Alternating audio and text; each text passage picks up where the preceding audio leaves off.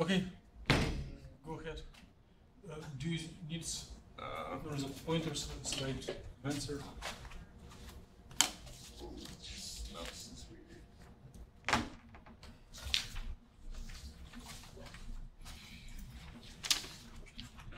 So I guess this is a very, very general outline of kind of what's going to end up on my poster. Just kind of an abstract outlining like why I would even be looking at this system in the first place. I guess the main reason is that perovskites have been gaining popularity in research lately because they've been hitting very high efficiencies, especially when you sensitize them with an electron transport material and a hole transport material. The most common electron transport material that you'll see is titanium dioxide. So that's the one that I'm looking at in particular. And I'm just neglecting the whole transport material for this study just to simplify everything computationally. I'm just interested in the... I just have a question. Yeah. What is the reason to use a black font for these figures? Oh, these were just copied and pasted from earlier stuff. That will be different by the end of everything. Okay. Yeah, no, I would not put this on like an actual poster that I was going to present, but it's what I had lying around and I was in a hurry. So I guess the exact mechanisms by which charge transfer actually happens and why it happens so fast isn't totally understood as far as perovskites go. So what I'm trying to do is, I guess, take a very detailed look at like what is actually happening in these processes with different linker groups between the perovskite and the titanium dioxide.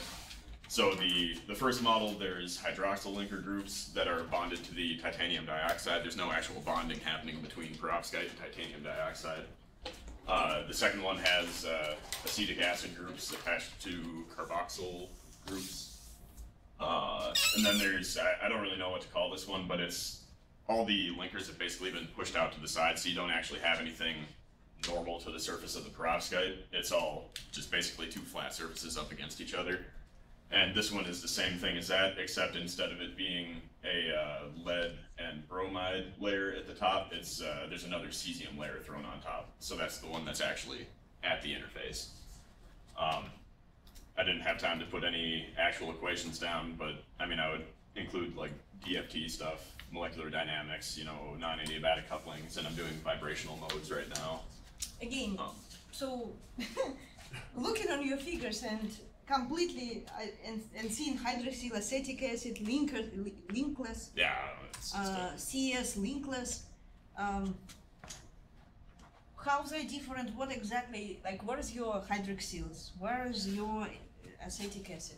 So I don't know how well you can see it from back there, I guess, but the titanium dioxide pretty much ends right here, and there's Is it possible to make these figures so, like, well, probably reduce number of figures, but clearly shows that you can, yeah, if you maybe can increase, yeah, this is better, at least we can see something. But can you just kind of really change the font, I mean, change the font, how it calls, the background to white or something? Oh yeah, definitely. And clearly kind of just put it like with clear information. So here is titanium dioxide, and titanium dioxide is a quantum dot, not Correct. the surface. So it means you can really put number of atoms, like how many titanium, how many Yeah, it's O2. 7 titanium. Or whatever. You No, can 6. really put like a 6 titanium. real formula for Right, yeah, the for actual showing chemical exactly the formula. size of this structure, right? And it's also covered completely with this hydroxyl, so you have only single hydroxyl. There are 3 hydroxyls right at the bottom here. They're all adjacent, or I guess I don't know if that's the best word, but they're sticking down toward the Do you have perovskite. anything else on the surface of the quantum dot? There are acetic acid groups kind of lingering elsewhere, but those are not adjacent to the perovskite. Okay, so it looks like, again, you need probably some characterization of your structure. So you have your quantum dot, which have surface ligands, Right. which is acetic acid, so means they are neutral. They're not acetates. You have protons there. Yes. Yes? Yeah, the acetic acid is Neutral. conjugated with 3 hydrogens. Yeah. So it should be. Can you enhance? Can you draw it? schematically? I mean, just Like, chemical structure. Just the acetic acid?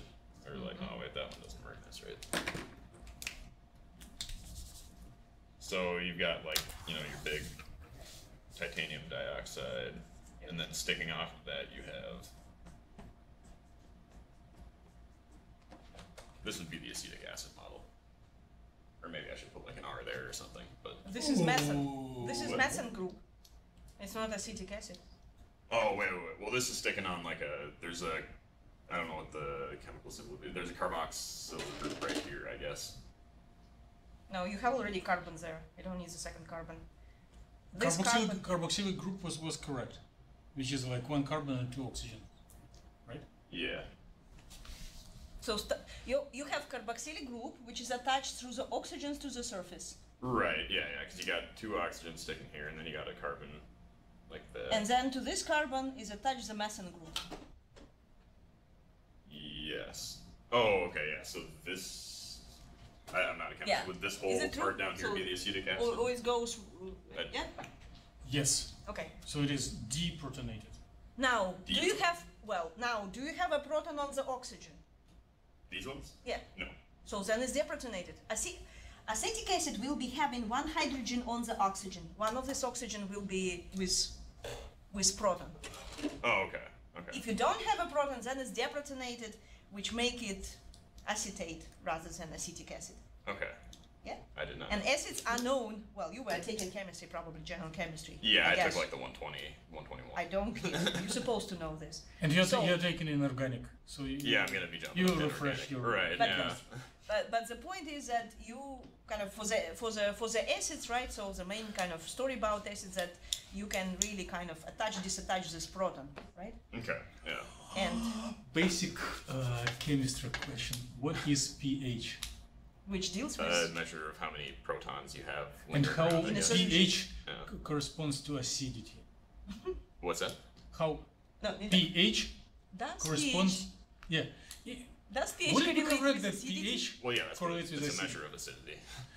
Okay, Yes. good. So why concentration of protons of H plus ions correlates to acidity?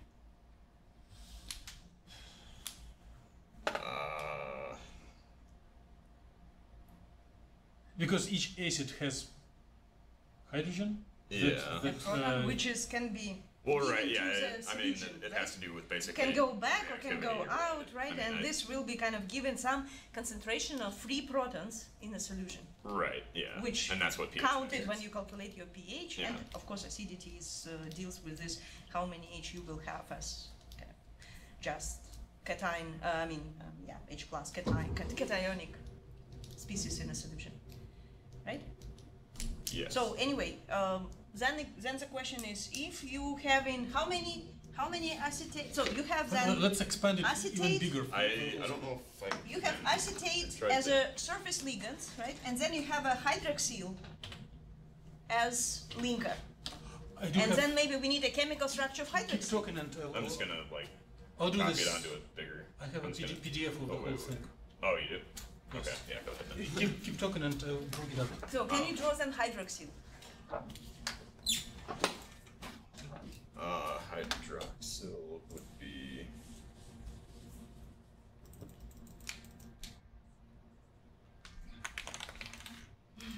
Sorry.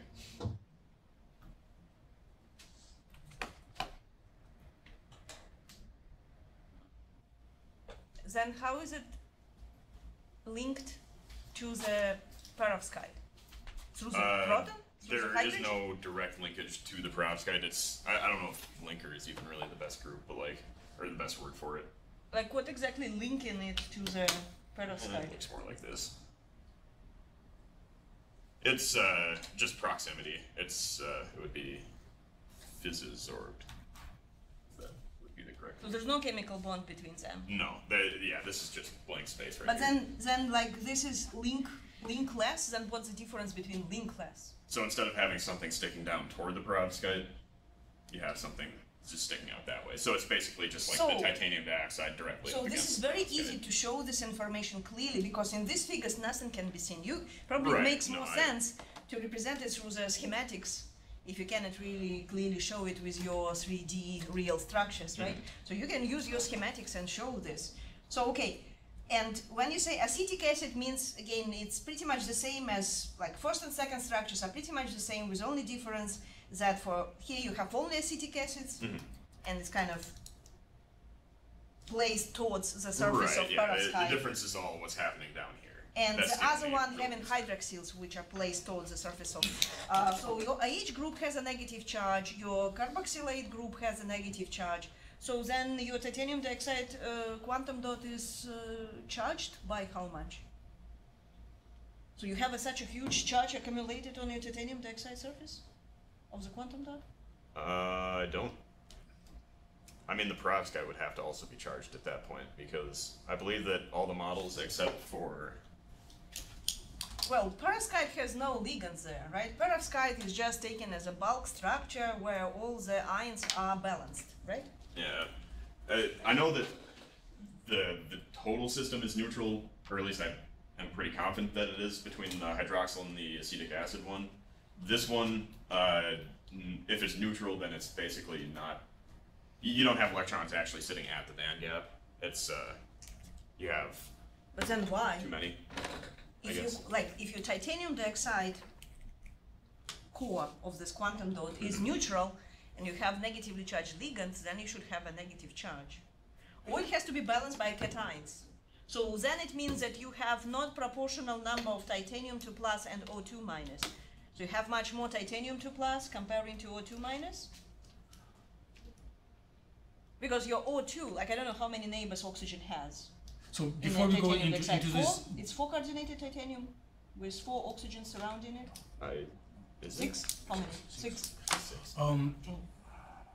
So I'm going to record a request to your computational details to write down the composition, chemical formula, like how many atoms of each element you have in models.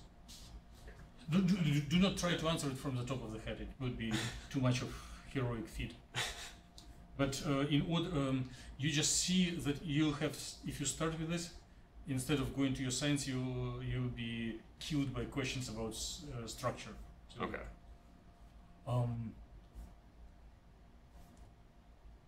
Is titanium dioxide part of this model stoichiometric? Is the amount of oxygens is literally double the number of titanium atoms? No, it is not. I don't believe it is. I could double check really quick. I just have to open up my laptop. So how many titanium? I don't think that it is. I think that it was slightly off. Yes, but how many titanium atoms? Oopsies. 6 titanium. Yes.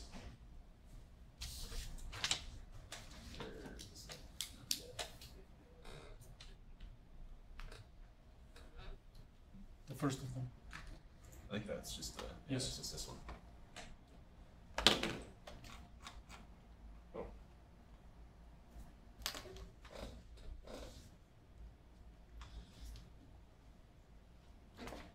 I want to say there's like 16 oxygens.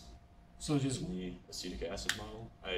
I would have to double check to be sure, but I mean I could do that really quick if. so the ligands, charged ligands, and oxygens are balanced in such numbers to have the overall model neutral.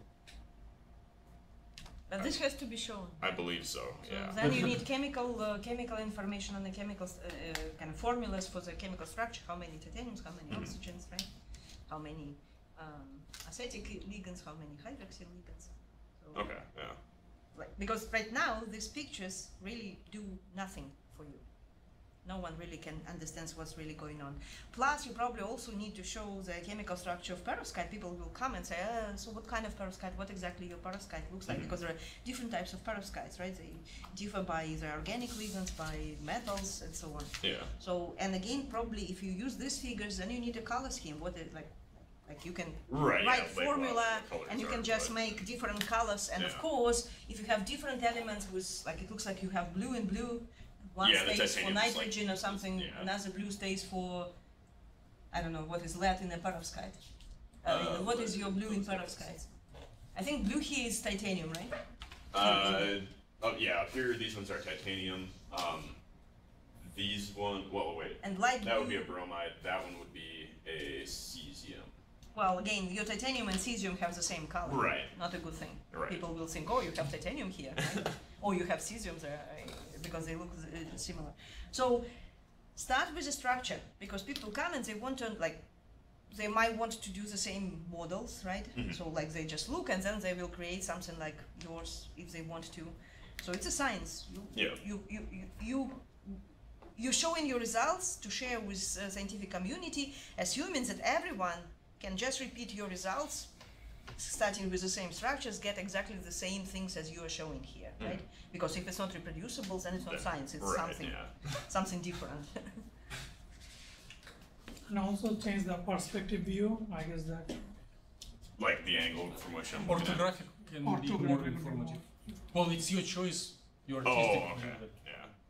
Yeah, again, this is just That- stuff that I had laying around These that I could things, throw on here these real things fast. has to be completely reconfigured, right? These 4 panels. Oh, yeah, for sure. Yeah. Because they really don't do anything for you, and moreover, when people start, like, let's say, They people put you start in asking danger. questions, yeah, you don't know, because it's really, you cannot calculate titanium, so how many things, like, how many titaniums you have in your quantum dot? If you don't have this written somewhere, using this figure, you cannot answer anything. Yeah. So. Okay, so now we suppose that we have your models, we understand Right, what is your yeah, structure, so you have these quantum dots, and so on.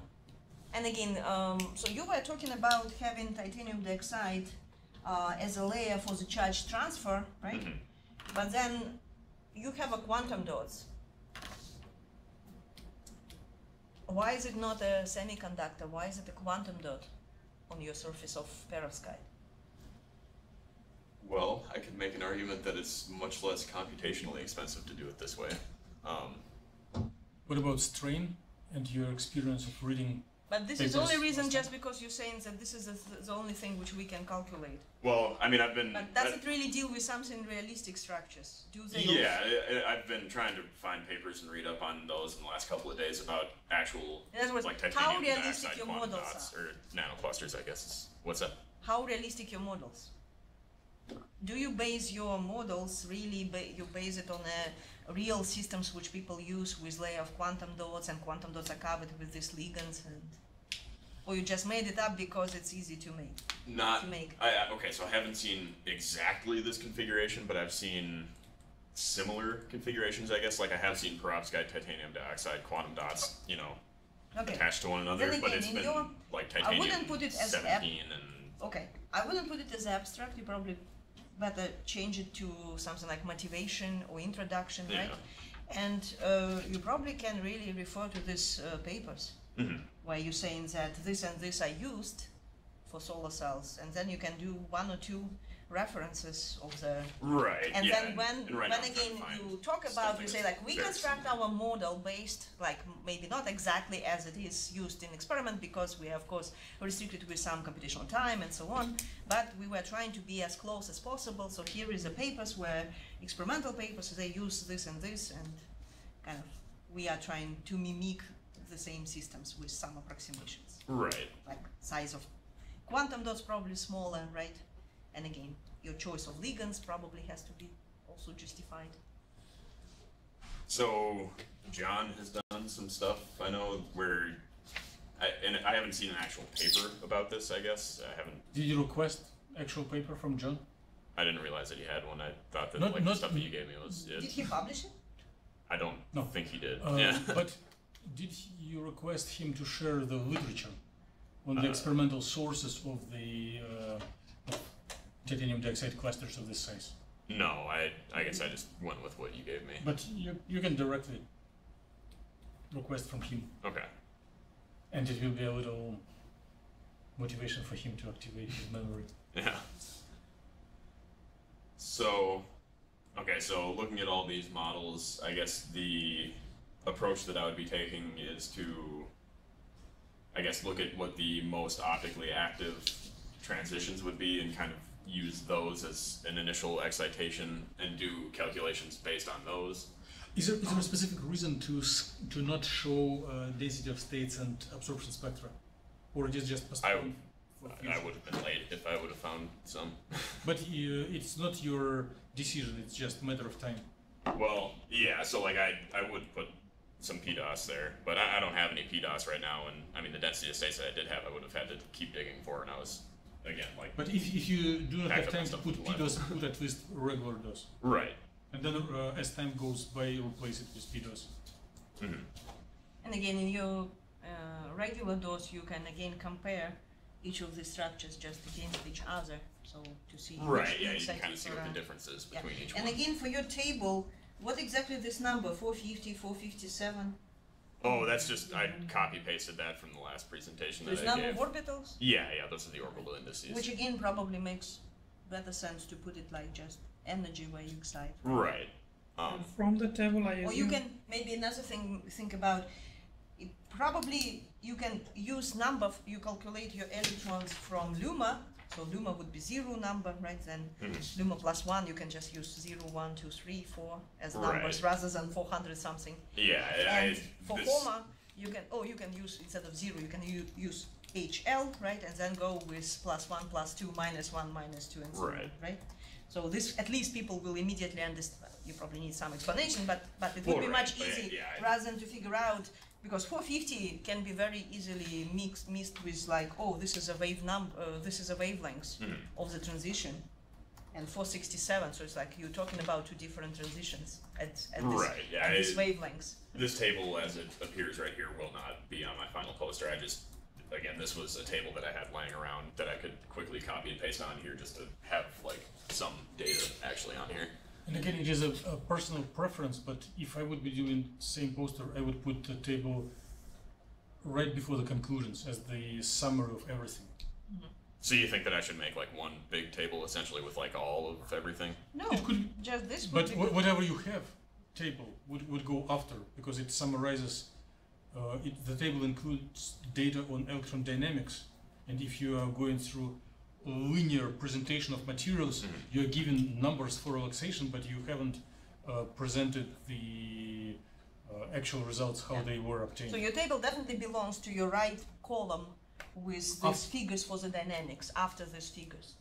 You cannot start with it because people will immediately say, so what is your KA, KH? Well, you have your methodology here. By the Well- way, in methodology, you probably also need kind of to represent then. Okay. Question Yeah, for I this. guess my thought was that this has like oscillator strength data, so like this would kind of be. But this is your initial why conditions it's for the these- dynamics. Right. Right? Yeah. I mean, it was So kind it of. definitely should go with the dynamics. And here you probably need to show DOS and you need to show maybe absorption spectra. Absolutely. Pretty much the same as you were showing in your previous presentation last week. Right? Okay.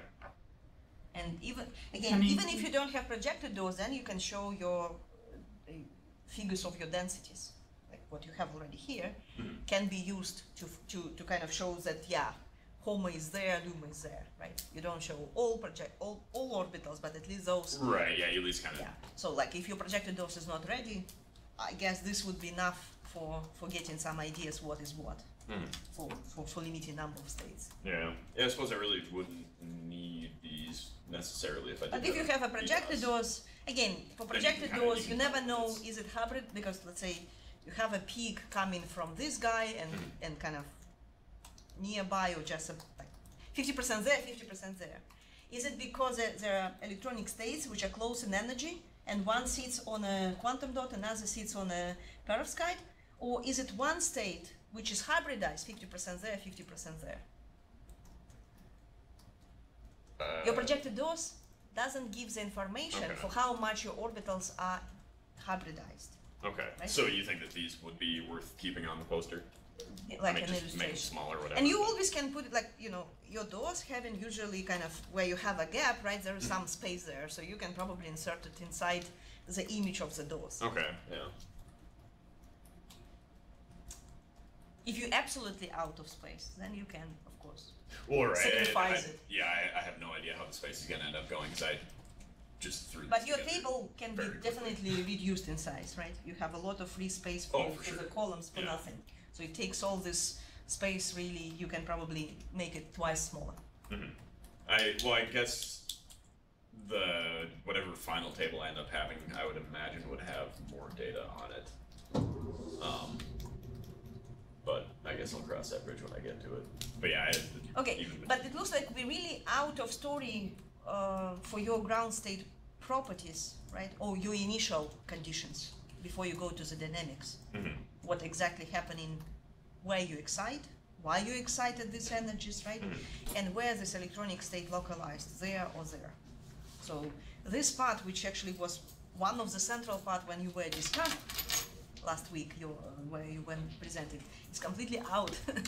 Right, yeah, I don't have that It's stuff not yet. presented in your poster, but looks like, yeah, here this is a space, you shift the table there, and this space will be used for your dose and maybe absorption spectra and comparison between different structures, right? Could you, because you probably remember, could you again remind us what was exactly, like, what was this dose showing, the main features from this dose? From the one that I presented last Like, week? we have 1, 2, 3, 4 different structures. Yeah. How's the dose for each 4 structure? Is it exactly identical dose for all 4s? They're not No. different? Yeah. So then what makes them different? Do they have the same gaps? Not necessarily, they're probably similar, but But not very different, right? Right. So they a little bit fluctuate, but this is not the main feature. Then anything else different? so I guess if you're looking at the PDOS, you can kind of get an idea of, you know, is it like a titanium dioxide state that's sitting at the LUMO band edge, or is it a titanium or a perovskite one, or maybe it's both of them, like right there. If I remember correctly, in some structures you have really kind of, state on a quantum dot, state on the perovskite, and I don't remember HOMO or LUMA. In the other structures you have these hybridized states, or all of them showing these hybridized states. Well, okay, so this one is clearly separated. This one, both the HOMO But this and is the LUMA or run. HOMO, like you show in HOMO LUMA. Yeah, here. yeah, these are both HOMO and LUMO for the hydroxyl. For the same acetic structure. acid. Oh. Different structures. Different structures. Yeah. But one is HOMO, another is LUMA? Yeah. Does so- it mean that all HOMO for all 4 structures looks like this? They come from titanium, and all LUMA are hybridized? No. So, but this is again, this is the story about your dose. You're showing your dose, you're comparing it, dose or projected dose, or at least these figures, right? Then you need to really compare and say, oh, if we have this structure, we see this. If that, it changes the character of these lowest orbitals. Okay. And again, if you have this hybridized state with a lot of contribution from quantum dot and some, I guess here it's really, where's the orbital actually located? Just on the quantum dot when you have acetic acid. Yeah, the acetic So acid. for acetic acid, you have a clear charge transfer state. Your LUMA is on a quantum dot, your HOMO is on a die. I mean, on a surface of the perovskite, right? But Hydroxyl. For acetic acid, both HOMO and LUMA are on titanium dioxide, at least as it is shown. but this is 2 different structures. Yes. HOMO showing for the hydroxy and LUMA that's- showing for No. acetic acid. No, no, no, no. This one's actually showing both. Red and might not blue be able to see it, stands yeah. for HOMO. Blue and is LUMA. HOMO, red is LUMO. Then it's completely unclear. Yeah. But it is not labeled, so Right, if we are not mind readers, we may miss this point. oh yeah, I was worried about getting here on time, so. Yeah, no complaints. Just But looks like it's probably one of the main points when you're talking about the electronic structure as a ground state, and again, why you need it, because we need to decide on the initial conditions where you do the excitation, and then you see your dynamics, right? So we know this is kind of characteristic of your final state, but you cannot excite from HOMO to LUMA, especially if they have a charge transfer character, because their oscillator strength is very weak, right? Right, So yeah. you excite to some other state which Right, come and from, then relax by down. the way, you excite on perovskite, you excite the perovskite. Yeah. Right? So then again, you need absorption spectra and maybe use a arrow to show where you excite. For at least, maybe not all your initial, like this kind of table, right, showing you where you excite, where your initial excitation Yeah. sits. If you have absorption spectra, or if you have dose, you can also show it on the dose or absorption spectra, up to you. You can kind of identify where you excite at least a few of the main things which you think is the most interesting. Yeah. And the most interesting would be probably not just choosing, like, there are 2 parameters which kind of contribute to your choice of the initial conditions. Energy of excitation, you excite, how far away you're excited from the band gap, right? Like 2 band gap, 1 band gap, I don't know. And oscillator strength. You probably think that you have a higher probability to excite at the most optically active state, at this specific range of energy, because you can tune your energy by using laser, right? Right. Like from experiment, you just use this energy, right? And then you expect that if you use this energy, you will be mainly exciting the state with the highest optical activity, right? So both of this information can be taken from the absorption spectra, right? Because you will see where you excite, what's the energy, and whether this peak is really optically active or not. And also can be connected to the density of states, and especially if it's projected density of state, it will tell you that you excite like the most optically active state at this energy really coming from perovskite. Okay. And this is your initial conditions, and you can show it in a table, which ends up with this relaxation rates for electrons and holes, right? Mm. So this information is your, your introductory part, which is really helpful when you will start analyze your data for your next story on the dynamic, or next sub-story for your dynamics part. Okay. Yeah. So, yes. And of course, again, in comparison between these four structures. If you show only one structure or two, then the question is why you should four in the beginning. Yeah. Technically, if you're really mainly focusing on this hydroxide versus acetic acid, then we probably don't need to worry about these other two structures if you don't show really data for the other two, right? But do we have data for all four? We? Well, Not yet. No. I'm keeping all the jobs. but for sure you have hydroxyl and acetic acid, these two structures, where already you have all the data, mainly the data for these two structures. Then maybe show just these two, then you don't need to show the other two. Again, it saves some space, so you can put more, either bigger figures or more figures if you eliminate this other two guys, if you don't have data on them. Interact and jump immediately to conclusions and like make connection What do you mean between. conclusion? We need to talk No, about dynamics. we will talk. But before we go forward, can I ask you to declare the goals of this research? What are you going to discover with these nice methods and nice results? Well, I guess I'm hoping to actually detail the actual dynamics that an electron would follow, like upon excitation in the perovskite, hoping to, I guess, kind of clarify that a bit. Clarify what exactly you are going to clarify. The actual physical process by which the charge transfer happens. Physical processes just happen through the interaction with phonons. What exactly you want to clarify? So with different linker groups in here, The role of linker group? Probably? Yeah, basically the effect that has on it, and then you could maybe make a prediction on, Perfect. which of these would make a So better this is solar your cell. central point. You want to figure out what is the role of linking group, right? On a photoexcited dynamics, phonon-mediated relaxation, dissipation, whatever you call it, right? Yeah. Which two major effects of linker group onto the properties of system you anticipate and later support by numerical data? Charge transfer rate and recombination rate? Well, not necessarily, but like relaxation recombination, kind of like the whole process of But recombination. you already showed in your orbitals that depending on the linker group, the band alignment changes. Yeah. In one case, the titanium dioxide is at the bottom of the conduction band. In another case, it is perovskite, right? Right. So mutual alignment of the bands is controlled by linker. I guess I don't know if I'd say controlled, but it definitely has a significant effect on it. Correlates, Yeah. okay. And second, the choice of linker affects the rate of charge transfer as it establishes barriers of the different height. Yes.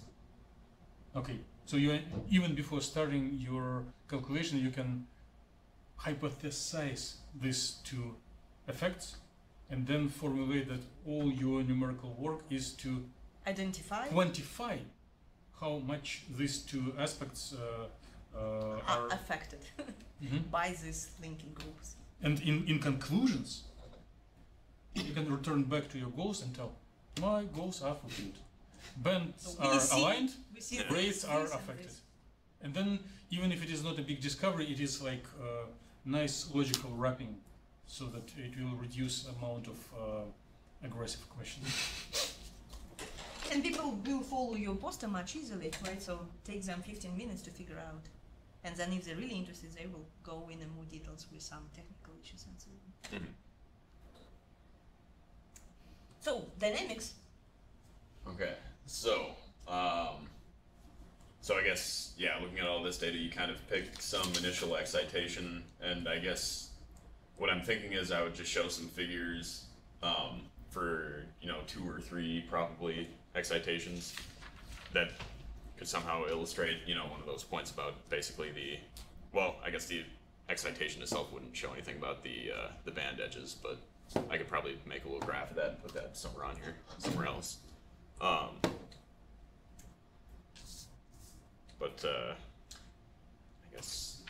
So your colored figures, right? Mm-hmm. Am I right? So one figure showing the distribution, kind of evolution of energy with time, right? Because I hardly see any kind of and definitely it tells you that you need to increase the fonts and maybe the size of these figures as well, because it's completely impossible to see what's going on in the axis. So the other figure is a little bit bad, at least it's possible to see. So you have Z, which I think it's your Z direction means the coordinate distribution along the Z axis of the density, right? Again, changes with time, evolution of this charge density in a space along Z direction, changing with time, right? Yes. So do you think that it would be much easier for people to understand, especially the second figure, if you align this figure with your structure? Oh yeah, for sure. And then it probably would be clear and kind of really identify your Z, and then this Z will correspond, like if your Z is, I don't know how exactly this numbers goes, but Z less than whatever some value means that the charge density sits on the perovskite.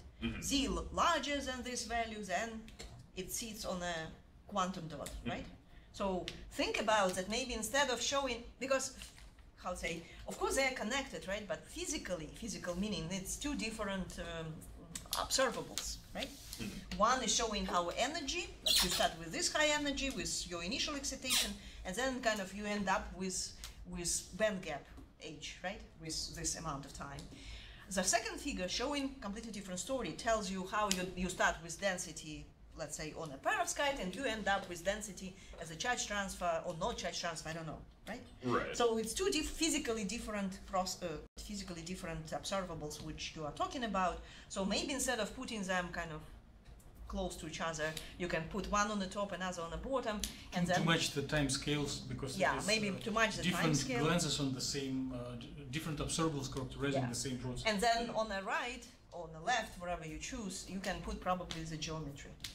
And again, it means you probably can save some space and not showing your geometry twice. At least for this specific structure. Yeah. Well, think about it. And maybe again, another way you can really, like, let's say if you're thinking that you use a right geometry, like this black panel, right, and just shift this blue panel kind of against it,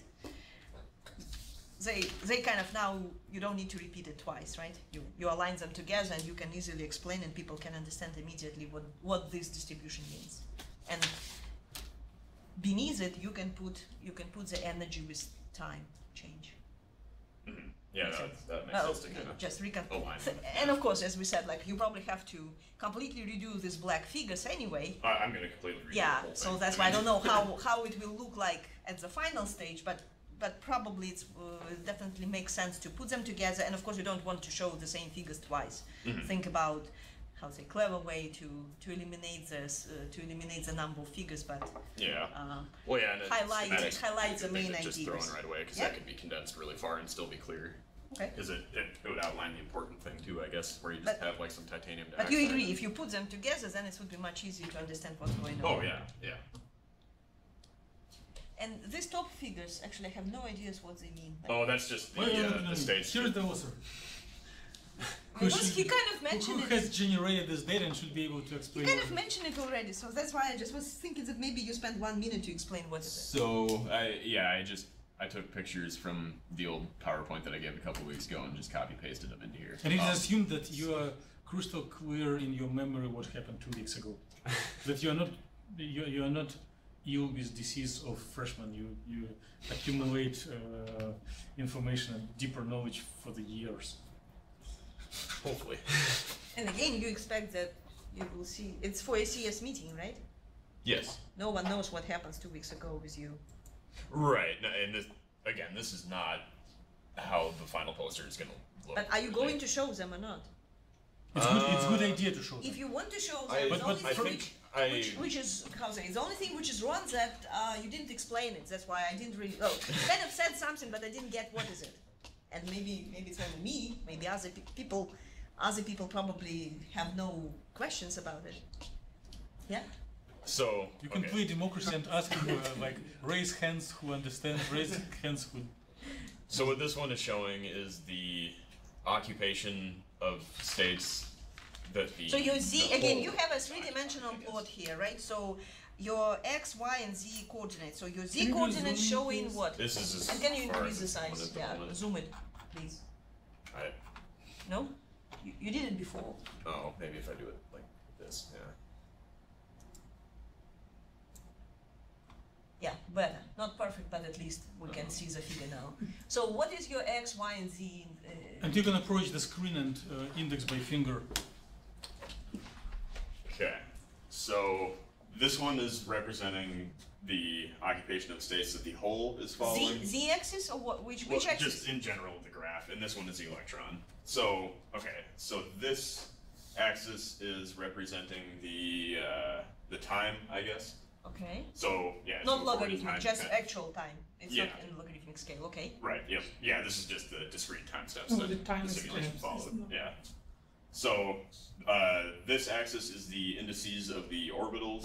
So, basically, you Means start energy, out, right? You can put it in energy rather than number of orbitals. But energy What is is- continuous and index of orbital is discrete. Yeah. So you have like only 4 LUMO plus 1 plus 2 plus 3 involved in this or whatever, HOMO. yeah, so the whole starts out very in few HOMO orbitals. -4 or -3. Uh-huh. Kind of slowly begins to transition into HOMO -2 a little bit. So Begins just to a second, largely I'm transfer. confused. Your Z-axis is showing the population, right? Yes, yeah. So this is the actual occupation of the orbital. And this dimension. your Y, like those directions, showing This one. number of orbitals, or like what? Index. This is the index of the orbital Then- that is being So which- occupied. Then what by is the- 50? What, like how you say, is it HOMO or not This, HOMO? this would be HOMO -50, right here. Oh, so your HOMO is 0. Yes. Okay. Yeah. And then for other one, because it's electron, 0 is your LUMO, I guess. Yeah, and then it's Ah, LUMO okay. plus whatever. Yeah, and again, this probably will be correlate nicely with your table, as I already said, if you change it also to the 0, 5, and so on. Right. But you're saying that it's discrete, it looks like it's not discrete, right? It's continuously changing the plots. Where is the discreteness? The orbitals themselves are discrete, so it's discrete going that way. But yeah, the graph is smooth. so it Discrete in kind the of- sense that there is no orbital number 1.5. Yeah. But linearity is which? So like, there's nothing Oh, yeah, between that's what it this seems. plane and that plane, because that wouldn't make sense. So then can you discuss what's happening with time? Like initially you populate HOMO is populated completely, right? No, this HOMO -4 is Oh, populated okay. completely. Okay. Yeah, so this one is HOMO. Which actually, that's kind of. So I'm just confused, what is the, which orbital in between there? So, okay, so this is HOMO -3, HOMO -2, HOMO -1, and then HOMO.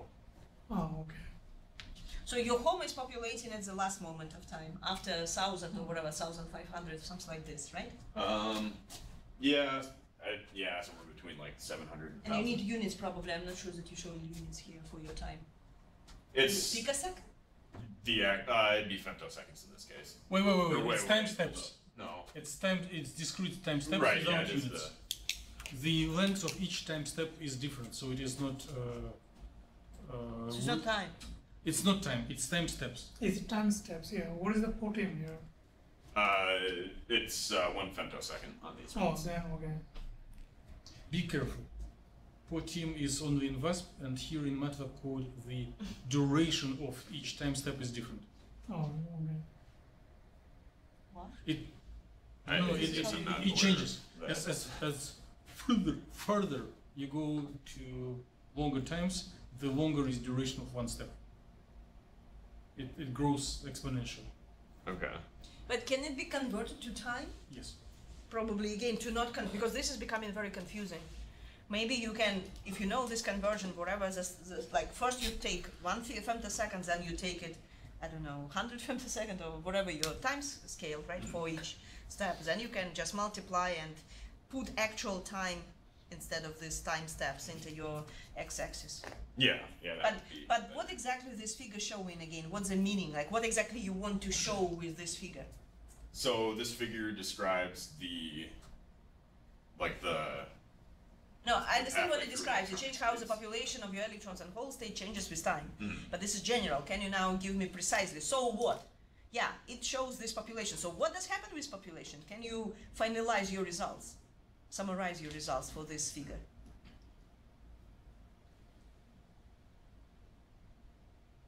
It's not a one step. I guess It's what? relaxing through the homo minus some step, maybe, right? It's not relaxing from homo minus 4 to directly. right. It's relaxing through the some band in between there, Yeah, I mean it's So relaxing go through step the by chain. step. Yeah. step by Okay. step, yeah. It's one thing which you can get from this figure. What else? Well, if you're showing the figure, you need to kind of. What's the reason to show this figure? You put it like it's. You had some ideas why you're showing it, just because you had an interesting figure. That's it. Or you really want to show something interesting or something important. Just copying and pasting. Okay. Um, Then maybe you need to think about it. Oh, What's the yeah. reason for this figure? And this Showing the something question on a that you hear doesn't mean that poster. it is a bad figure that you need to do it. Yeah, I don't No, mean no. that, You just need to think that and, if we and cannot explain it, then develop delete it. possible answer. Because if we go this way, you end up with only one figure on a poster then maybe. You will be deleting everything which you cannot really explain and understand in a very deep way, right? So think about this. This is some scientific results, but then you need to understand what exactly this is showing. Not just, like general idea, it's clear. It's showing the change of population of your initial excitation with time for electrons and for holes. Great. But then what? So what is your final message after you looked on this, after you were looking for on these figures for how many hours? Maybe someone wants to help him. What Yes, is I it want. like? Let me try. Like Jebet already said that it goes step by step, Yes, okay. not it is not one just, point. just jump Right. from homo minus 42. Additional points. So first, that it is subsequent stepwise character of relaxation. Second, it illustrates that the charge carrier is cooling. So if you excite it deeper into valence band, it has some energy, and its approaches to HOMO, it has less and less energy. So it cools by dissipating energy into lattice vibration. But does this the same information in this other light blue curve? This is more fundamental. Blue is made up observable. This is actual result, computed result. And the third, that depending on the system, so this information is not sufficient, one can tell whether it will be cooling with localized charge on either one of the species, or during this cooling, if these orbitals are localized on different species, it will be associated with charge transfer. But how this right, gives yeah, I you don't the have energy those transfer? printed off No, yet. Those We I don't know can't which one without make that without conclusion this yet. figure, you cannot go into next But step. Vitya, I don't see how you. Okay, look in here. Can you tell me which one is on a quantum dot, which one is on a surface? No, I still need to actually like visualize all the orbitals in these and look at the phonon modes, make Then sure it these doesn't are answer actually. this question. But without this figure, one cannot go to the next question. Okay. So it is fundamental. I agree. And But if- this is not enough. Just to No. Oh answer the yeah, question. no, absolutely not. Whether it's sitting on a. it is necessary but not sufficient. Yes. Well, right, yeah, that's I guess why I was confused about what I'm supposed to draw But from is it just that. interesting to compare electrons and holes? Like, do we see different dynamics between these different carriers? Right? Like, you have electrons and holes. Yeah. Are they showing some difference in their population? I mean, the biggest difference that I can pull out of these would be that the electron got excited deeper in than the hole did, I guess, but that's just kind of the nature of the excitation. But they have this kind of very separated peaks in between this initial and final orbitals, right? The contribution of in-between states kind of having higher population, or kind of more distinct population, while for holes it goes more like smooth, or maybe it's just covered, I don't know. It's again problem of seeing this 3D. An electron is distributed in too many steps, that's why it's relaxing faster. Okay. Like more how to say, more intermediate states contribute during the relaxation. Mm-hmm. Or maybe it's living for longer because you have this population for longer time of this each state. That's why the peaks are more distinct comparing to holes. Holes really go in like they jump very quickly through each step. The lifetime in each intermediate step is very quick. Mm-hmm. Here they probably live in this intermediate state much longer. That's why these kind of peaks are more distinct, right? I'm not sure how to interpret this, but at least visually they show some difference in these intermediate features. Yeah. Think ahead how to answer such questions. And if you want just to gain cheap popularity for general audience, you can be rhetoric and ask, how would such figures look at 0 Kelvin in absence of lattice vibrations? Would any occupation change in time? No. So this is fundamental results showing that occupation experiences dynamics. There are no actual results in this, but it is philosophically important. And if someone tries to come to the knife to a throat, what is the meaning here? You see dynamics. Am I right if I say whatever the electron energy or hole energy, it's relaxed to the HOMO and LUMO at the same time? You're asking if the electron in the hole would always reach HOMO and LUMO at the same time? Yeah. No, they would not. This figure look like the same time, isn't it? Actually, Well, the time why steps you are need exponential. 3 dimension? Why you cannot just show population So between changing two with steps, time? it's going to be a big change in time. That's So that possible. figure's not. Like, why do you need 3-dimensional structure? Like, why not to show 2D instead of 3D figure? Like population versus time. You could only do one orbital at a time if you did it that Oh, way. you can. But if it's only 2 or 3, You can put several lines on one figure. yeah. It is If there not are, a problem. you're really saying that it's really 2 or 3 orbitals, which really kind of important, right? Mhm. You don't need to show 40 or 50. Looks like they're not really Yeah. contributing so much. Oh, you're just saying like No? cut Oh, it's not this- really. Let me answer. Let me answer so that there will be less confusion. Yes, it is a correct suggestion that sometimes two-dimensional figures are easier to perceive, but it is less universal. If you have 20 orbitals involved, you need Well, I too many effort to recognize each of them. And fine. here another dimension just visually guide So- through the number of orbitals. Then I probably will reformulate kind of the main message, like as you already said, the population, how it changes population, but kind of the more specific, like this is general idea, the more specific, the more focused idea is probably to see how much intermediate states really contribute to this dynamics. Because, like for example, if it really goes smoothly and kind of almost with the same very quick time scale going through each, like you start with this energy, right, state, and then it's kind of jumping pretty much with the same speed, right? From this state up to the end. This would be probably a single exponential nice curve behavior which you can feed for your energy relaxation with time.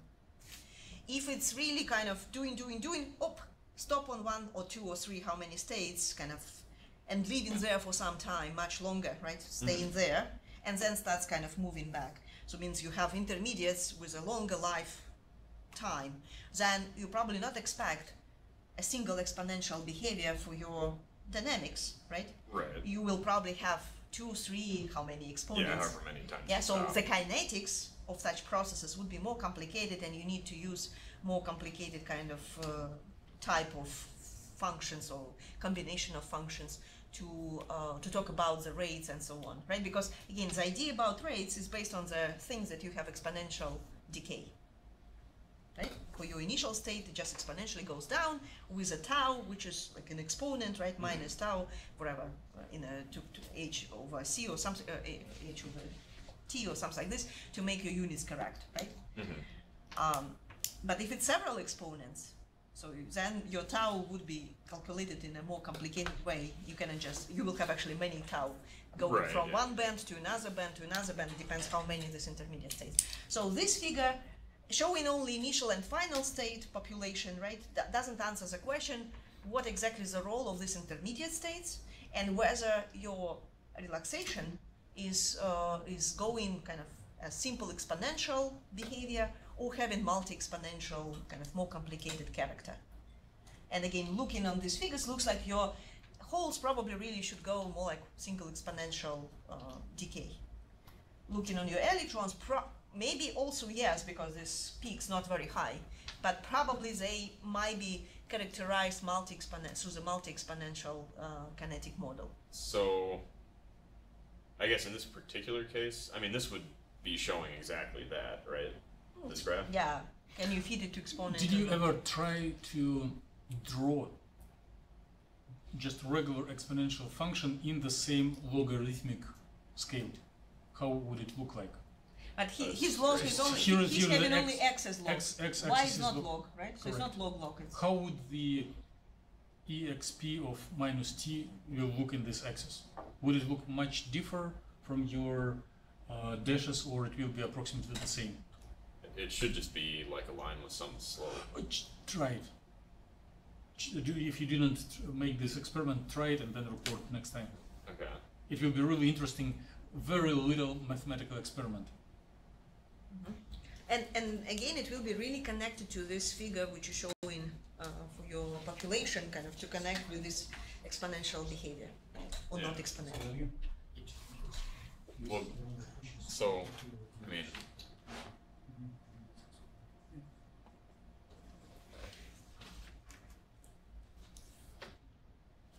if you have like some equation that looks like that, and you have like but log the problem x here, plot, it will be linear if you take logs on both sides of equation, right? Then it would be log of y equals ex, right?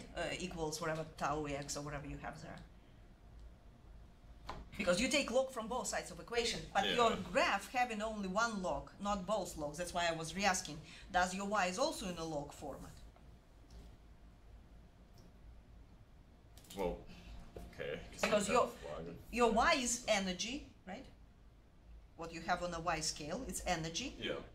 Equals, like if you assume an equals, exponent minus tau k or whatever, kt or whatever, minus kt in a denominator, in a power for the exponent, right?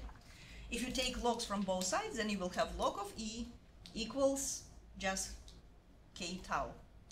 Yeah. Or kt or whatever, right? And then it would be just linear behavior with slope showing the rate. But in this case, you will have log on y-axis, but you're not showing log on y-axis. Okay. Your y-axis is not taking a logarithm. Okay. Well, that's why Dmitry is saying, like, really do this mathematics kind of in MATLAB and show what exactly you will have if you're not converting completely to the log, because it's not really local exponent at the end. Okay.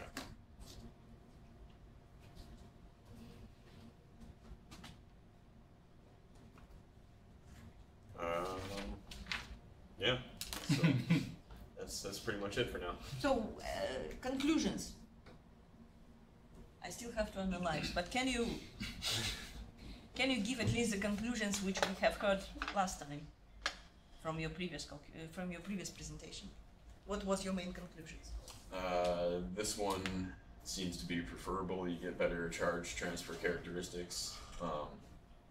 Does the At least relaxation opposed to this one. does the relaxation rates also different between these two structures? Do you see that this is faster, this is slow? I want to say that this one was faster, But if the Then it terminal recombines very state is not a charge transfer, then faster or slower, it doesn't matter. Right. Well, but then again, you have done dynamics. Then why you need dynamics if you just can get the information about whether the charge transfer state or not, just looking on the ground state characteristics. And by the way, you getting this information from the just optimized structures, what is in a HOMA, what is on the LUMA, right? But does this character is saved during the dynamics? Like when you're at room temp, like this is information from 0 Kelvin. When you optimize the structure at 0 Kelvin, at absolute equilibrium point. But when you do dynamics, it's at 300 Kelvins, and at each moment of time, is it still saving the same characteristics for your HOMA and LUMA? Or it might be really kind of flipping from this to that. So not necessarily that you will have this charge transfer character during the dynamics. Right. So there. I mean, it should still mostly be there. I mean, it certainly wouldn't delocalize from the Well, perovskite but you entirely. have your It might data, be you back can inside. prove it, right? Yeah. Why to guess? You already have all your data, so you can easily look on your, like again, actually kind of, it's answering this question for your bright blue panel, right? Because it's clearly showing that if you excite there, you will see with time what exactly localization of these orbitals, are they really charge transfer or non-charge transfer states? Yeah. So, are they? Are they? Is the charge being transferred? Are you asking? Well, or like- I mean, with time, it looks like, again, you have your LUMA, looks like this dark blue, right? It's your LUMA. Yeah, yeah, And because it's localized. I don't for know, one this year, border, that's where what exactly there. your perovskite, is it really this black blue assigned to perovskite or not? Yes, this would be the top layer of the perovskite right here, So and then it's- this would be it's- kind of the bottom. It's of on the titanium surface of dioxide. perovskite, Yes. not kind of deep inside, but really on the top layer of the perovskite. Yeah. Hole is on perovskite. Oh, hole, Right. not Yeah, electron, yeah. The hole. hole ends up down here, and the electron ends Yeah, up in and here. it looks like it's not changing its character along the whole dynamics, right? Looking at this figure. Yeah, it after about stays this there point, it pretty pretty much. much stays there. Yeah, and then your HOMA, or your LUMA, your electron is also stays on a as a charge, staying on a quantum dot, right? Mhm.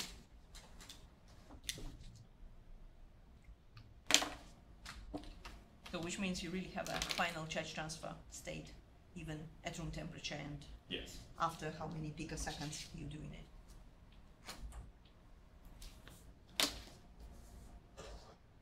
Anything else? Not that I can think of. Okay, let's congratulate London with attracting so much attention. So please collect feedback and try your best to read through and implement feedback of everyone. So it is something that may inspire you. I'll take care. Okay. Okay. Thanks. So collect from everyone. And there is an invitation to the stage to Ben. Doesn't have it. That's okay. Yeah.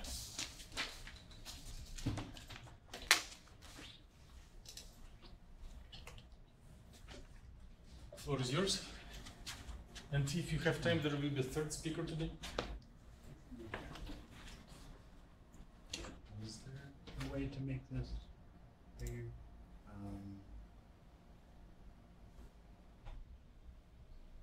Whatever. Whatever.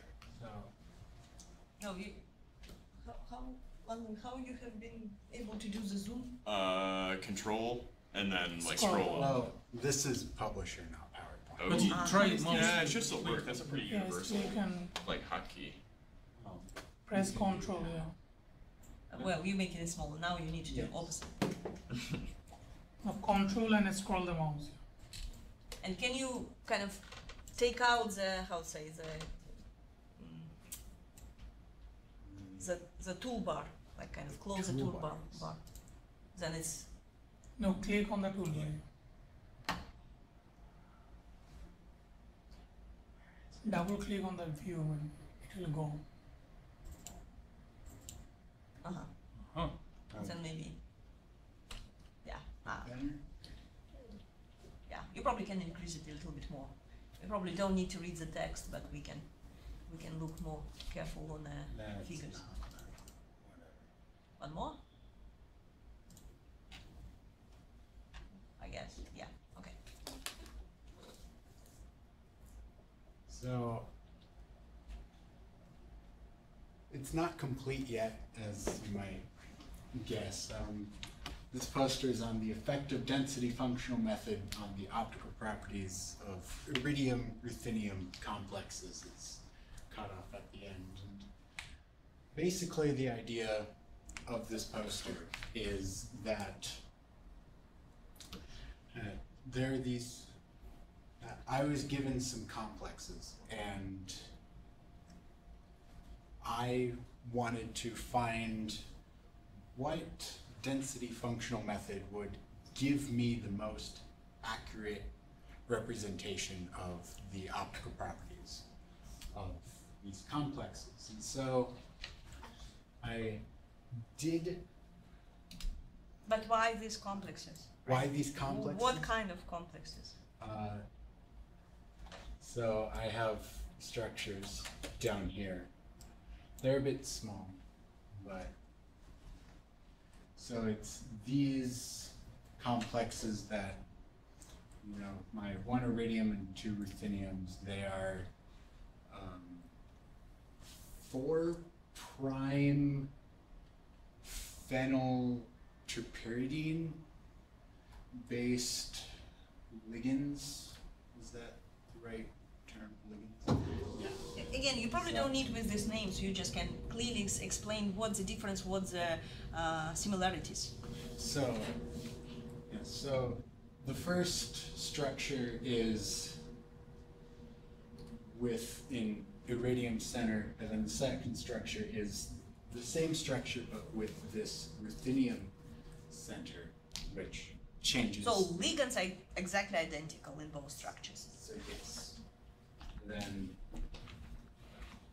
this third structure is identical to the second structure, except for the addition of this group. I forget the name of this group, but it has a really Body pie. Body pie? Yeah, that's a smaller, shorter name.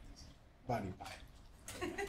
And again, not to be embarrassed, you can Yeah. put these names, instead of saying figure 1 schematic structure, you can Yeah. put kind of, name of ligands Yeah. here, and then if you forget, or you even don't need, you just can put a finger and say, oh, here is the ligands, right, which we use. This is the name, the right name, chemical name of this ligands. Read it. Don't no one knows the name. Yeah. And maybe people don't, since they see these names, they would not even care.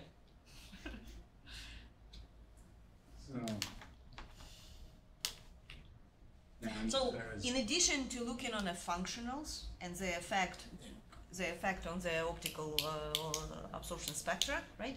So you also want to answer the question, like what the ligands do to the optical properties of the metal center, how the metal center affects, right? Iridium versus ruthenium is the first question. That's why we have kind of comparison between these two identical structures. Yeah. And second, how adding this substitute group, right, change the complex, change the spectra. Yes. Okay, so you kind of have one question dealing just with methodology, and this is pure theoretical or computational kind of question, right? Yes. And second question would be more dealing with photophysical properties of these complexes, and Yeah. kind of more related to the questions which also experimentalists are looking for. Yes. So the main bulk of this paper, so far at least, are the actual absorption spectra. I will add the orbitals once I get there, but I need to add them yet. So this first figure is for the IR1, and I have the experimental on top, and then a lot of different Again, functions. classify your functionals. right? So, So- kind of, because right now it's like a big zoo of Yeah. some names, nothing else. So this top one is Minnesota 15, and then going on down, we have decreasing Hartefock until we get here, which Well, is, again, classify the functionals. So what type of functionals overall you consider, and this probably has to be in the methodology. So which functionals you are looking on. So we discuss it. So you have a kind of pure density functionals, so-called GGA functionals. And So- the representative of this one would be just PBE, yes. right? So you consider just pure DFT functionals of class of this PBE functional. Then you have a class of hybrid functionals based on bis relief and PBE1, and you vary in the percentage of artifact, Yes. decreasing or increasing, going from 5% up to how many? 35%, right? And then you also have another class is, well, your M15 is meta GGA functional, Oh, right? yeah, the meta. And what about so you took out, so you have what, HSE? What is the type of functional the HSE? Is that a pure functional? I don't. No, Is that the meta functional? it's a correction. Like it's kind of a hybrid, right? But with change of artifact portion depending on the position of the electron, and it calls either long range corrected or short range corrected. This one is short range because it's kind of going from 0 up to 30% of artifact. But like here you really like you varying your percentage, it's fixed. In the HSE, it's really designed in a way that this percentage is changing based on the specific electron contributing to this or this orbital. So it means each electron have slightly different percentage of artifact, depending whether it's SP or D electron which contributes, right? Okay.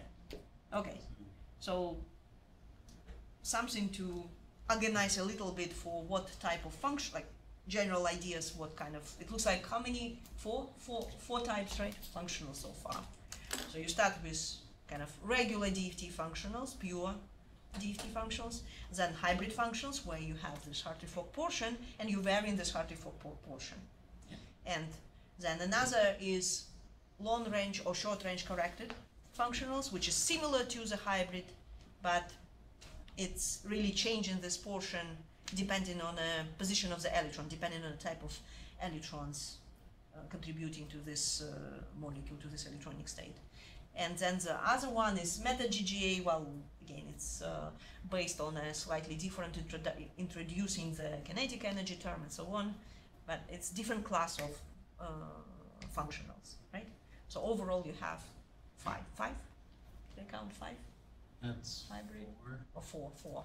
So, Okay. so they're generally organized as becoming more redshifted, with the exception of this HSE. Short range corrected. Yes, the short range corrected. So, and then we have the second set of spectra here, where it's a similar thing where it's So this is ruthenium, yeah, right? You the read this ruthenium ruthenium. one. It's similar where it's organized to be more redshifted, with the exception of this final one. It's also meta GGA, by the way. Okay. And then we have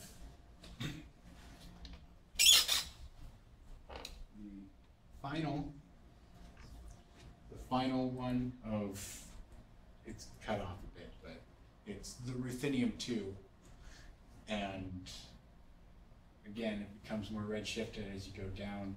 One thing that is interesting and persistent through every single one is this peak right here. There's a peak that appears around 425 that doesn't show up in the experimental, and the NTOs, or the NTOs that I've taken, show that this corresponds to the additional group that was added to the structure. What again is the name of this molecule? Body pie. Body pie. Search the literature. Maybe you can find the spectra just of this molecule, and then we can compare the position of this peak just on this molecule. Because it's an isolated chromoform, which is also showing pretty good optical properties. And you know how to search the literature? Yes. You open the literature and search. Well, you can waste a lot of time into a novel task of reading multiple papers, but you can do a first trial just by typing name of the molecule, the word spectrum, and then go for Google Images. It may save you tons of time. And you might even see it not really in a paper, it might be really like in a database, like some compounds, chemical compounds, which maybe some companies sell. They might have a database where they immediately showing the optical properties, the spectra, emission lines or something, right? So just general information. Is it close or not really close to these values which we estimate based on our calculations? And then, so here I'm planning to put the NTOs or the NTOs that I want to show. Whether or not they'll actually go here depends on whether they'll fit. I need to actually put them in here to see if they. Actually, I have another kind of idea. Can you go to the big, like, to the top of your poster? Like, I know we align it like 3 columns, but no one told you that this is only possible orientation of your, like, you as a master, right? Yeah. So why not kind of to have your panel for results, like, use your, right? Put all your 3 figures together for easy comparison, right? So. And then, like don't really use 3 columns, use 2 columns. One is small and another big one. Okay. Maybe. What do you think? And then you will have much more space also for the orbitals. And again, you can also align each orbital under each of the spectra. So it would be easy to connect which one goes to which structure. Seems fair enough. And then you can kind of have your, I'll say, separated line at the bottom for the conclusions, to kind of clearly separate conclusions from the results. Okay. So, and then the final figure that I have on here is the best fit functionals compared to the experimental, with the functionals being the dashed lines. So for the iridium complex, the best fit was M15. So M30. I would suggest for iridium, it looks like your PBE one with how many? 35 or 33? I cannot see it. 35%, right? Just beneath the MN15. The 35. Or maybe more. The said ones then 30. 33. Or even 30. I don't know. Looks like 30 probably is in a better agreement.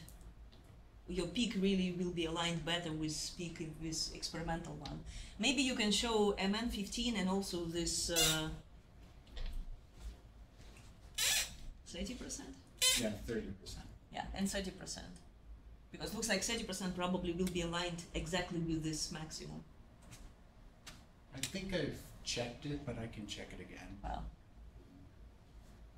So, and then for the ruthenium ones, the best fits were the 10% Hartefock PBE1 PBE, but they weren't quite as good as the MN15 for the iridium.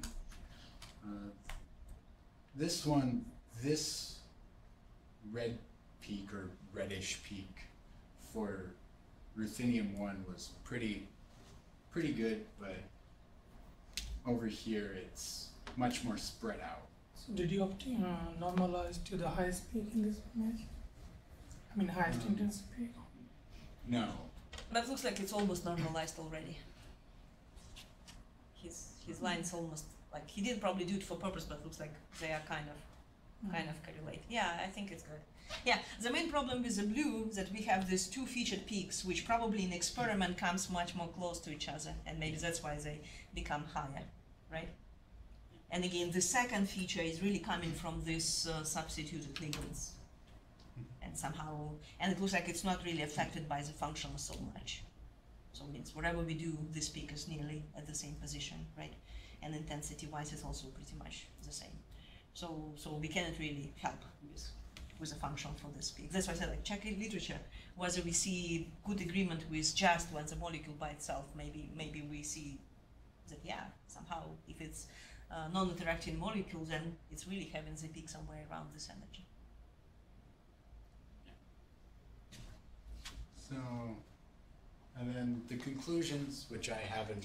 Before the conclusion, you probably need again to analyze. So far you just talked about the story about the effect of the functionals. Yeah. But you have the second part, effect of the substitution, right, and metal and so on. You kind of didn't really analyze it from photophysical properties. So how is the change in the structure really affecting the absorption spectra? Well,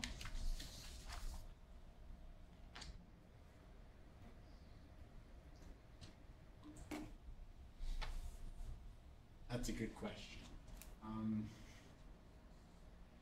So I guess with the iridium and ruthenium, comparing those two, the iridium is a lot more blue shifted. This peak, or I'm pretty sure that this peak becomes a lot more blue shifted and appears over here in the iridium compared to the ruthenium.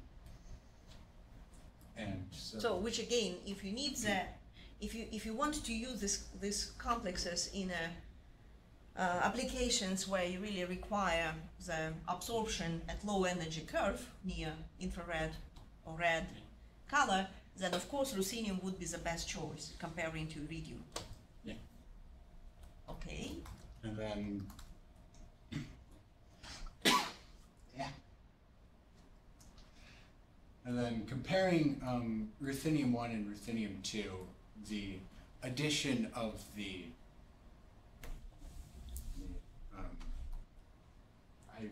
I this forgot its name. ligand. You can always say yes. Addition of this substituted yes. group or something like this if you don't remember the name. The addition of the substituted group causes a higher intensity of this red peak or reddish peak. According to experiment. Yes, according to experiment. Not according to our calculations. But is it shifts, like it's almost not shifting, it's shifting by a negligible amount, right? Yeah. From energy point of view, it stays pretty much at the same position, right? Just increasing the intensity, that's it. Yes. So means this substitution not really significantly affecting this low or high energy transition. Yeah. Except that it making this peak slightly higher, that's it. And then for the more blue through peaks, there's not too much difference. There's some peaks that have different intensities, but overall it's very similar. But what's the character of these low transitions? And again, if you look on your peaks, on your sticks, right, red versus blue, what you can kind of, your low state for the iridium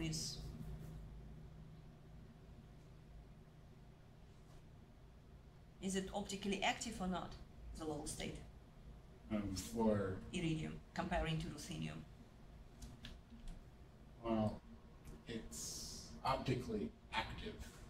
And in ruthenium? iridium, and ruthenium shows dark states. For the low states. And again, what's the character for your orbitals? We already know because you saw these orbitals. What's the character? What's the nature of these transitions? Metal to ligand charge transfer?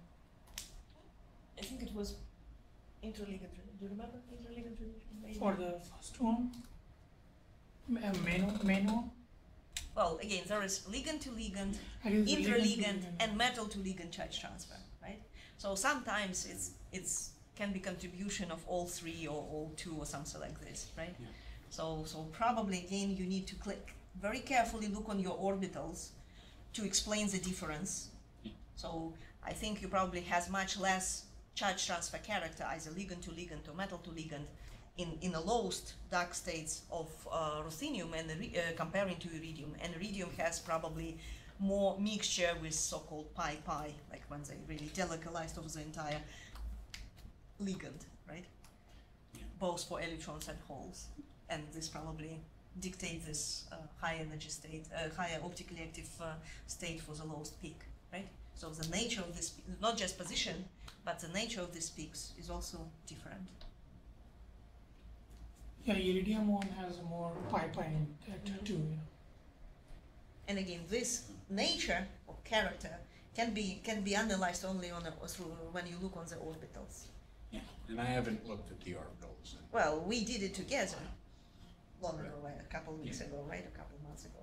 So, a month ago, maybe. Okay. But this is also very important part of your kind of results, right?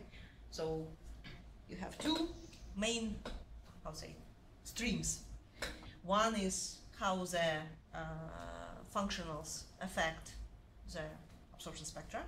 And another question is, energetically we see the difference, but would it change the character of orbitals?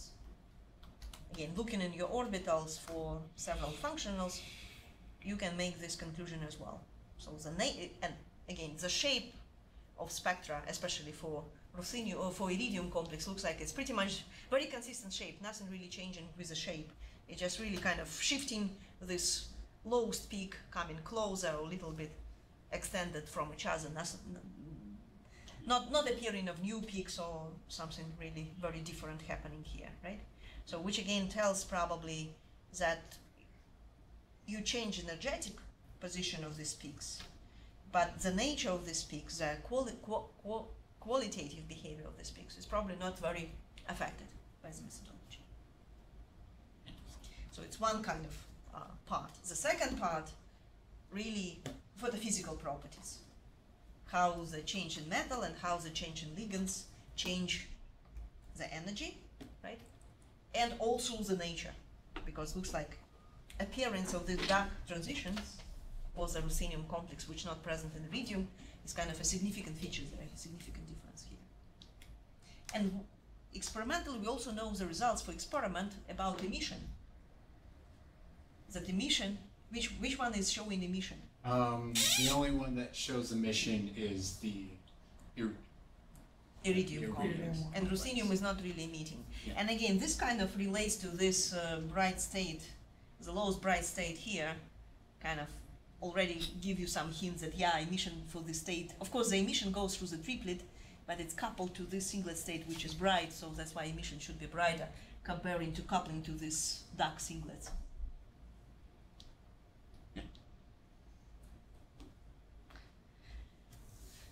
Done? Yeah. Questions? Nice work. Would be nice to see orbitals. Yeah. Yeah. I have them on my computer. It's just need to put them on. Okay, we go again. One question for each of you. Yulun, you are the first. I guess I'm a little bit confused. So, why you need to choose? Like you increase the HF, right, by some percentage. So why you do that? Well, because like for density functional theory, in order for it to work, you need to provide a functional of the electronic density, and in almost all cases, you need to give a guess, because you can't exactly find these. But you can also just look on this PBE1, right, for both of them, PBE1, PBE1, highlighted, show where you show in your spectra. PBE1 with regular PBE1, which is what, 25%, right? Yeah. Go down a bit. So if you look on this PBE1, like this is not changed hardly focus, it's exactly as it is in this functional. And this functional is was showing to work nicely for the many iridium complexes, right? So his first calculation were based on this PB, like regular PB and functional, which was showing good behavior for these iridium complexes. And you can immediately see that it's not perfect, but it's not so bad, right? So like it's a little bit redshifted comparing to experiment spectra, but overall not so bad. However, if you look on ruthenium for PBE1, what happens there? It's very much blue shifted comparing to experiment, right? So we immediately see that the same functional drastically different with experiment. For iridium, it's probably not bad, but for ruthenium, it definitely doesn't work. And then, of course, its next question is how can we change the methodology? And if we change the methodology, first, it's immediately telling us that we need to probably use different functionals, right, for these two complexes. Iridium will be probably work better with PBE, almost there, right? The other one definitely needs something different. And the easiest way what we can do, we can just play with the Hartley-Fock portion in a hybrid functional. And plus we also check some other ones like meta GGA and this long range, short range. It is not showing long range corrected like LCWPD because it is too much blue shifted, but we check the other ones just to be sure that we're not missing anything, right? So is there a general scheme for this kind of calculations? So if you have different metal, so you need to go through this process again? What is your opinion? Yes, I guess would be the short answer. It looks like, unfortunately, that you have a very high chance that the functional which nicely work with this specific metal with exactly the same ligands doesn't work for another metal with exactly the same ligands, and you have to switch to a different functional, right? Because again, this blue and black curve exactly showing this picture. Doesn't mean that it's always like this.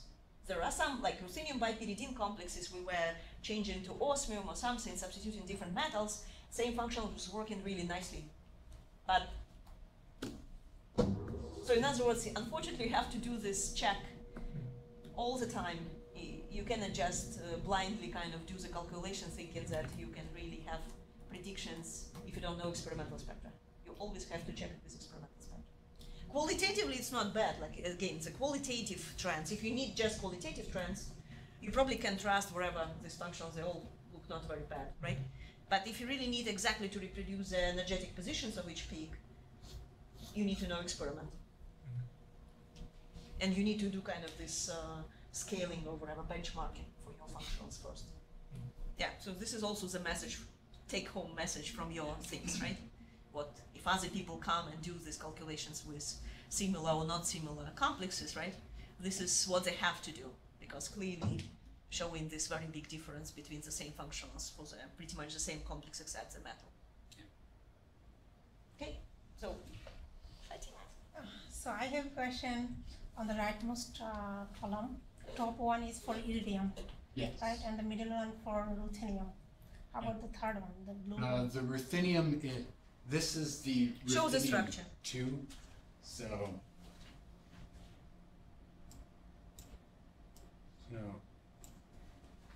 the top one is for this ruthenium, and then the bottom one is for this ruthenium 2, which is the middle structure, but with this substituent located on this metal group. And again, this substitute by itself is a well-known chromophore.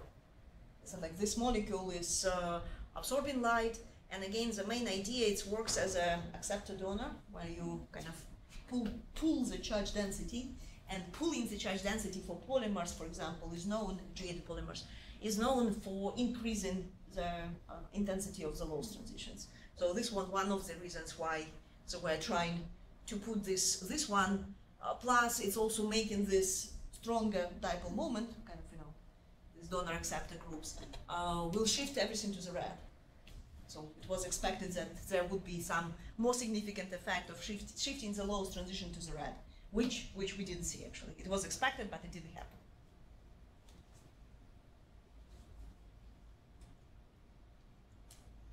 So I guess what do you mean when, like in your bottom two figures there, you have like PBE, PBE, and TPSS, TPSS? Yeah.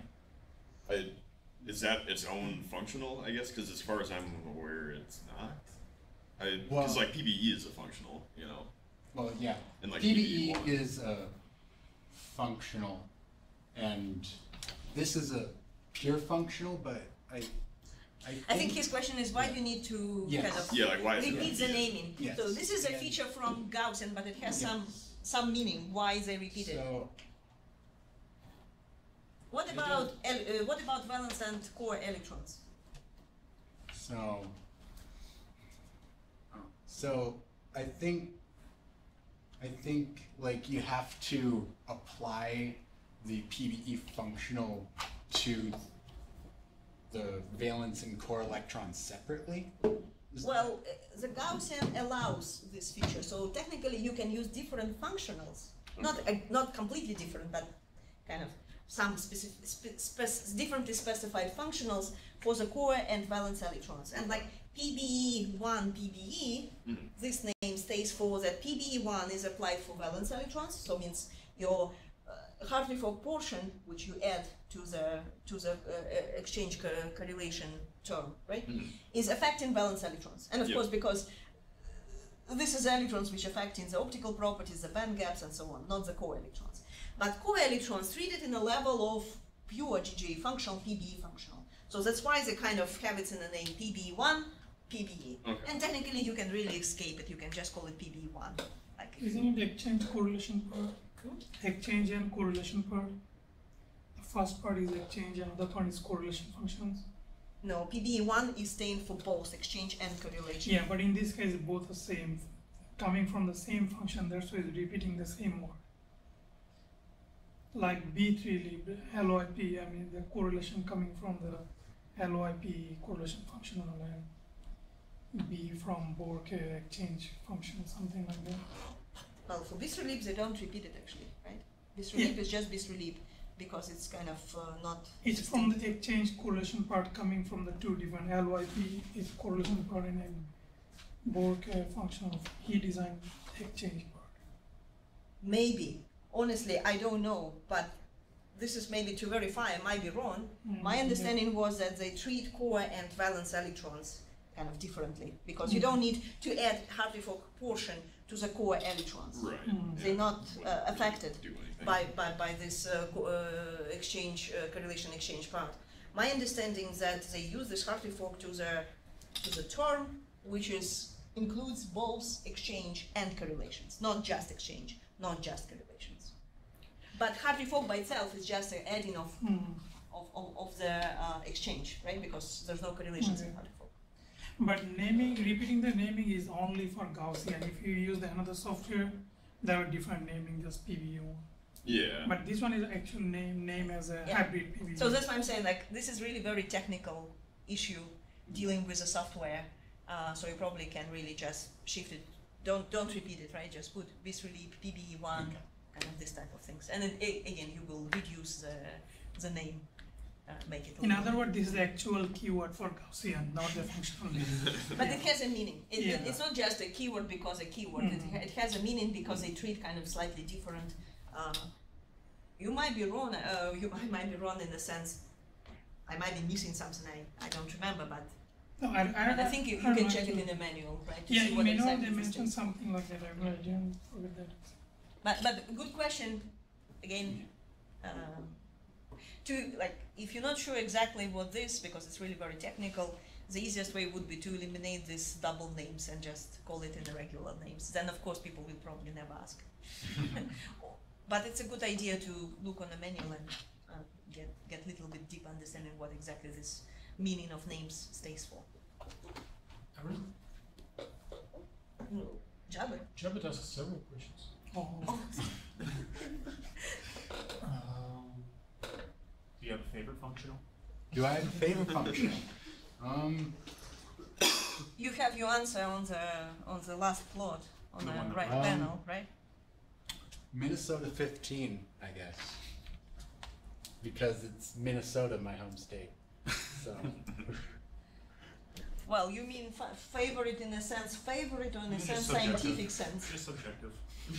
Which one you explain with the most? Well, this is not a scientific question, so it's not counted. Next question. If you ask in this context, right? You can ask him, do you like flowers, right? And this is not counted as a question. Next question. I don't even know. How do you formulate your question? Like, which one is more trustable? Sure. I didn't actually hear your question. Which So, one is more trustable? Which one's more trustable? Like, in a general sense? Well, Do some of them just happen to be right, or is there a reason why they're right? well, that's a very good question. It's a very good question, it's a very deep question. And of Yeah. course, undergraduate students are not able to answer this question. Yeah. But it's a very good Well, I question. can't answer it either, so So, Well, you probably can. I would just read what somebody else wrote. Is there any reason, physical reason, scientific reason, the way how you can improve the functional? Is anyone knows how to improve the functional? Let's say we know how to improve heart rate folk, do we? Javed, you Heart know rate how folk, to yeah. improve the heart rate folk. Is a fixed co-exchange point. Yeah, So how you can improve it? we can't improve or it's just fixed. But you can improve it. It will be It's not fine. accurate, but you can improve the accuracy if you include Oh, the yeah. correlations there, Mhm. right? So include the correlations, quantum correlations, right? Oh, And you yeah. probably improve the accuracy of heart rate Mhm. folk. Well, the question is how. It's another question. But Okay, I but think what that to do increase with the exact but what help. to do with DFT functionals? Can we really improve it? Do we know the systematic way to improve the functionals? Is it possible to get exact functional in DFT? Well, some people argue. I don't know, you just mess with the percentage of exchange until it gives you No, results percentage your of way. exchange is just there. You can think that this is just a parameter. It's a parameter, kind of a parameterized way, empirical way to improve it, not physically improving it. Like for example, if you go with the theory, perturbation theory, right? This is a systematic way how you improve the accuracy of perturbation theory. You include more and more terms Yeah. of second order, third order, fourth order, and so on, right? And if you really include infinite number of orders You there, get exact. you will get almost exact wave function, exact answer. So there is a systematic way, and people know how to improve the accuracy.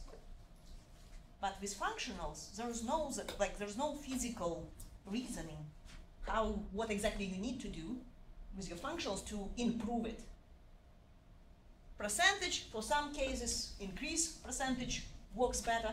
For some cases, heart rate folk decrease percentage works better, right? So for answering this question, look online for the keyword Jacob's ladder. It doesn't have, in this sense, biblical content, but But it's more historical way No, how no. It exactly answers the community effort to improve functional in similar way to perturbation theory, like But LDA. it doesn't work. A different question. But LDA doesn't have any derivatives. GGA uses first derivative in respect to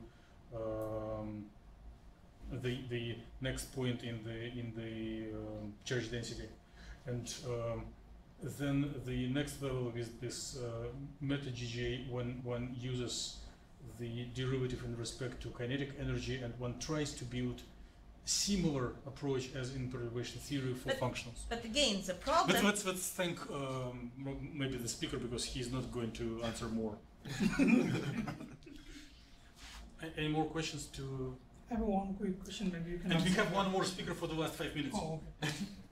So if it's a two peak, one peak is moving, but other peak is We not can- changing anything. It's in the There will be no same. time. Why?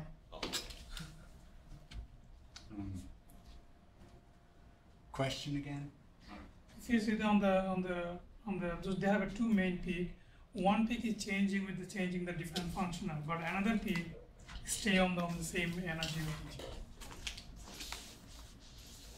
Why is that? Well, I guess my guess would be that it would be the nature of the transition that would be causing this. So, Yep, for sure, right. This one is a pi transition, another one is just transfer type transition. Yeah. More questions? Okay. Thank you, Ben. So we will have a record speaker who will explain his poster in extremely short time. Yeah. Daniel, it is about you. Well, of course he can do it now extremely well because he's presenting every week. He had the most training among all other students. So we really believe that you will do it perfectly now, right? Okay, Daniel, you have 5 minutes to represent your poster. Go ahead. All right, so in 5 seconds, the introduction is working on 2 perovskite models where I'm trying to observe the effects of PN semiconductor, where my ligands are both acetate ion and ethyl ammonium. And I'll skip over the computational details. It's just a lot of the calculations used to it. You mentioned something about PN. PN what? PN semiconductors. And what is It's, P, what is N in this case? So in this case, oh, was somebody else answering that? I really can't see the crowd at the moment. So an N-type semiconductor is usually one where they're electron rich and the holes are minimal, where a P-type semiconductor is one where the electrons are minimal and there's much more holes, so the electrons can then travel. So yes, in conjunction, you could see that. Yeah. Exactly. So what is in? So you need to have an interface to have PN, right? Yes. PN contact or something like this. The semiconductor can be either P doped or N doped. In your case, you have P or N, or you have both, or what's really like? Both. And then what really results on P and what results on N? How you do it for perovskites? I don't really understand the question too much. What does provide the excess of electrons in a case of P, in a case of N, and what does provide the lack of electrons in case of N? Okay, so for my N-type, a ligand that's considered the ethyl ammonium ion because it's positively charged, so it's great for a reducing agent, while the acetate ion is more of the P-type due to the fact that it has extra electrons. Well, it's negatively charged. And then both are introduced in the same. Daniel, let me bring clarity. If you introduce both P and N doping at the same spot with equal concentration, it will be intrinsic semiconductor. You cannot call it the junction. So the title needs to be changed to avoid the confusion. Intrinsic? Okay. Yeah. Thank you. Thanks for that. That he's not having P and N. He's having PN in one piece. In the same localization, in the equal concentration. But this is what he's considering. Yes. So PN junction is not applicable type for this work. Just call it thin film perovskite, will be sufficient. Go ahead. Thin film perovskite. You have 3 minutes more before you will be automatically cut, so rush. Okay, so for my results section, the 2 images on top, I'm gonna try to work on that, try to make it a more visual friendly to look at, more easier to observe. But for the most part, on the A side is my cesium rich iodide surface.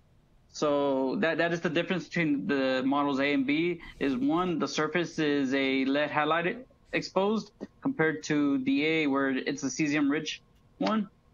So when we move down from that, we have a density of the states and absorption spectra. Absorption spectra being on top of the density of the states.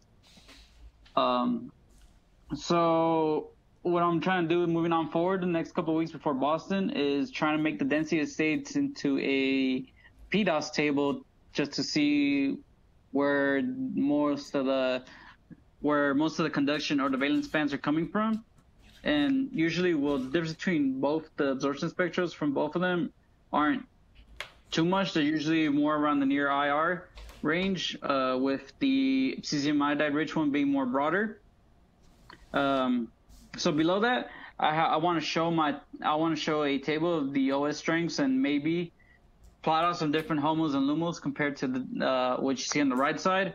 So I know it's sort of a little mess, and I don't really got any hard value for my research presented yet on this to show why I chose these orbitals. So, but anyways, so based on what these orbitals have shown me is that the cesium iodide rich surface is more actively active compared to the lead system. The lead system introduced more trap states, and that's sort of what we want to avoid. And the cesium iodide one shows more promise for charge carrier transfer compared to the lead halide one exposed at the surface. And so if you want to look at I guess, yeah, so the top layer, that's the cesium iodide rich surface. Well, I have my B1 on the bottom layer surface, and that's the lead halide one. So yeah, that's so much what I got going on right now, but I know I got a lot of I have some work to do, but I don't know how else to spread this out on this line. Around 5 minutes, so I apologize. Well, you deserve it for being very brave. And okay, so other questions? And please understand that system may cut us instantaneously. So what is the goal of your research? What are the goal? Yeah. Try to minimize surface traps states in these structures, and seeing how in perovskites, and seeing how you can move up and further enhance those properties. Do you have definition of trap states anywhere in your poster? How did you minimize it? Oh my god. How can I minimize it better? Well, trying to find out the perfect type of ligand and structure. Then maybe it's better to rephrase your answer, that your goal is to figure out how different types of ligand eliminate or improve surface. Probably eliminate is a better word. Eliminate the surface trap states of perovskites, right? So and not then just and then your conclusions will be like, I have eliminated surface trap. Oh, these ligands will, yes. These ligands will better eliminate. Oh, this. So it's ligands or it's a cation? This PON type cation. How is trap is eliminating in your studies? Why? They're neutral at the end. Yes. My two ligands are an acetate ion, which is negatively charged, and my other ligand is ethyl ammonium, which is positively charged, and they're in equal ratio to each other. So it'd be neutrally charged at the end. So or the models are. So you consider in different concentration of these cation anion ligands, and if they're in equal concentrations, then you have the least amount of trap states. Is it true? Well, not kind of for the research I'm looking for. Well, right now what I'm working on is two different models, where one's a cesium iodide rich surface, so the ligands are bonding more to cesium, where my B model is more about the lead, so they're more basically attached to the lead iodide. So I'm trying to find out, and I guess then that which one showing less trap states, with cesium attached or lead attached ligands? The cesium attached.